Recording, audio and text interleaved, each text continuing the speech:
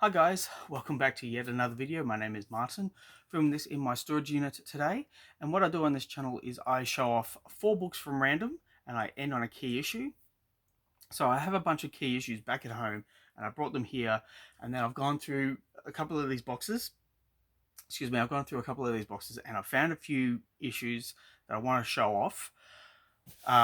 What I also do on this channel is I show books that don't get a lot of attention on other comic book YouTube channels. So you can, there's a whole bunch of guys that have like 10,000 subscribers, 30,000 subscribers, and they all show uh, great issues that are in great condition, and their editing is a lot better than mine. Their content is a lot better than mine. Maybe it's a lot more entertaining. I appreciate all the subscribers that I have. I currently have about 400 or so. I'd like to have double that, but yeah, it is what it is. But I do appreciate everyone who watches, and I hope you enjoy this video. So then the first issue I'm going to show off, and this issue ties into the key issue at the end of the video. It's Fantastic Four issue 230. I was going to say 130. Issue 230 by Doug Mank, and it's got Bill Sienkiewicz artwork, and I think it's also got Joe Sinnott on art duties, and I think it's the Joe Sinnott influence that makes this more of a traditional art comic book style, because Bill Sienkiewicz has very scratchy, painted, muted style of artwork, and he's very famous for it. But in this, it's a traditional art style. And I had to kind of look this up because I didn't know who this character was, but her name is Eben Seeker. Uh, Obviously, I've read the issue, but I think it was one of those issues that went in here and then, out here. Just completely forgot about it. But yeah, so that's the first issue for the video. Kind of forgettable Fantastic Four. Maybe that should be the new series, Forgettable Fantastic Four. All right, so the next issue is Thor issue 245. I really don't know what. There's not much to say about this. I should have had this.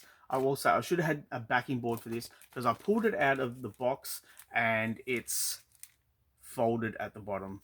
But it's not a huge issue. I can certainly fix this up. I'll probably take this home and put a backing board into it, and then hopefully over time it writes itself. I could probably press it if I knew how to press it. But yeah, what would you guys do? And this is kind of why I brought this out. If you had an issue that was raised at the bottom like this, see how it's flat and then at the bottom it comes up.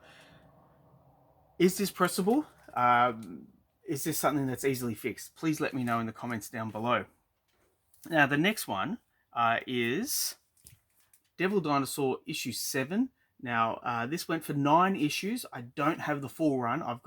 I know I have issue 1, issue 5, 7, and the last issue. I know I got issue 9. But Jack Kirby did every single issue, and I love them all. It was a really weird concept. It was a lot of fun. And if you like dinosaurs, this is the series for you. But yeah, so this is issue 7, and maybe it's a catalyst for me tracking down the others that I need. And look, from memory, the issues aren't a lot of money. I think like the first issue especially, and maybe the last issue were the ones that you kind of have to pay a little bit more than a regular price. But I think you can get them for maybe $5 to $10. Okay, so the final issue that I'm going to show in this video, it has a major Marvel villain. It's a DC book, but it has a major Marvel villain in it. I read the solicitations. I saw this on eBay. I was offered a nice price for it, and I jumped on it. It arrived during the week. I'm very happy to get it. It's got a Russ Heath cover on it. But I'll also mention, before I show the video, I'll mention real quick that this year I'm getting less away from like the $2 purchases, the $5 purchases, and I'm concentrating on big key issues. But what that kind of does is that eliminates the postal comics that I get. So every day that I'm home, I look in the letterbox, and if there's like a big wad of cardboard in there, or you know, a big lot of comic books in there, I know I'm in for a fun time. But this year, there's been very little of that. When I see the postie come around, the joy is no longer in my heart. But yeah, so it makes it for a boring experience. But when this was offered to me, I kind of jumped on it because it was a nice price. And uh, I'm filming this on Sunday morning, and so last night I was at home. I was watching the soccer. The Matildas were playing Uzbekistan, and I happened to be on eBay, and I had a look at my account, my bank account, and I was like, yeah, I might get this, and I might get this. So I'm back in the habit, and I'm kind of kicking myself that I am, because I need to be good, but I've held on long enough to. I'm going to show this issue. It's Showcase issue 72. It's by Russ Heath. It's a Western book. Now, I'm a fan of Western comic books, and yeah, this is just a lot of fun for me. I loved the color. I loved the orange. And sorry, you know, I'm in a storage unit, and I've got people walking around doing their own thing. I've got the door open because it is a hot day, so there is a bit of background noise. So I apologize for that, but yeah, so anyhow, we got the orange and we got the purple here. This guy getting shot by, I assume this is Johnny Thunder. Um, but the reason why I bought this, the solicitations had a mention of a Marvel villain. And as you can see, this is a DC book. The villain is Doc Doom. It's not Doctor Doom, it's not Doom, it's Doc Doom. And so this came out many years, well, not many, maybe 5 years after Fantastic Four issue 5.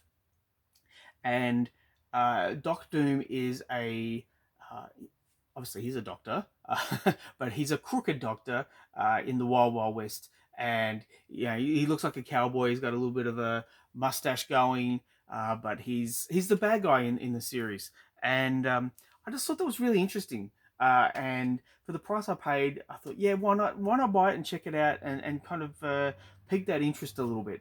But anyway, let me know what you think.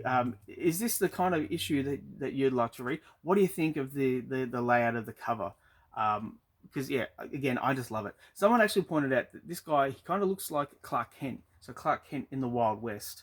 And I can see it now, but it's not going to detract me from reading this and thoroughly enjoying it.